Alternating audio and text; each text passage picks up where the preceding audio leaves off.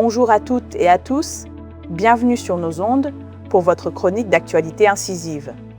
Aujourd'hui, je suis avec Eric Azumi pour décortiquer un sujet qui agite les esprits en Centrafrique.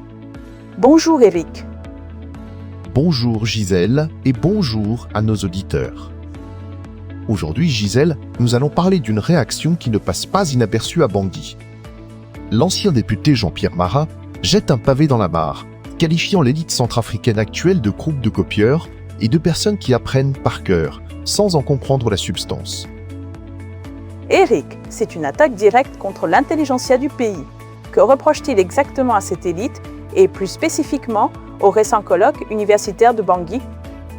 Eh bien Gisèle, ce colloque universitaire, censé faire un état des lieux de la République centrafricaine, se trouve désormais au centre d'un véritable débat sur son utilité concrète. Jean-Pierre Marat s'interroge sur la pertinence des recherches académiques et surtout sur leur capacité à répondre aux problèmes de la population. L'analyse des thèses de doctorat national, dit-il, amène à s'interroger sur leur application réelle. C'est fort de café. Il ne mâche pas ses mots, on dirait.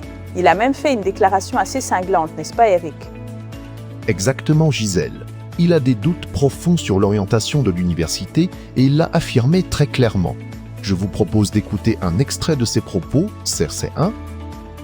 C'est tout à fait étonnant d'entendre une telle franchise. Apprendre par cœur sans savoir à quoi ça sert pour notre société, c'est une critique très dure de l'enseignement supérieur et de ses fruits. Eric. C'est précisément son point.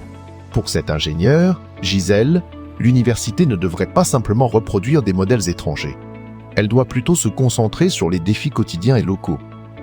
Il parle par exemple de la gestion du droit pénal, de la sécurité énergétique ou encore des spécificités sociales du pays. Il insiste sur l'importance d'évaluer concrètement ces travaux académiques pour voir leur impact sur la gestion des affaires publiques.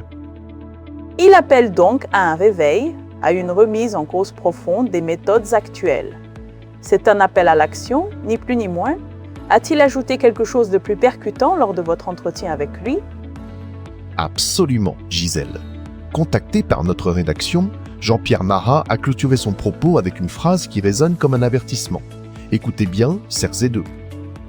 C'est une injonction claire. Il faut qu'on se réveille et qu'on remette en cause ces pratiques d'aliénation. Il n'y va pas avec le dos de la cuillère, Eric. Non, pas du tout, Gisèle. Un message fort qui bouscule les habitudes. Cet article est l'œuvre d'Anselme Bata, notre journaliste.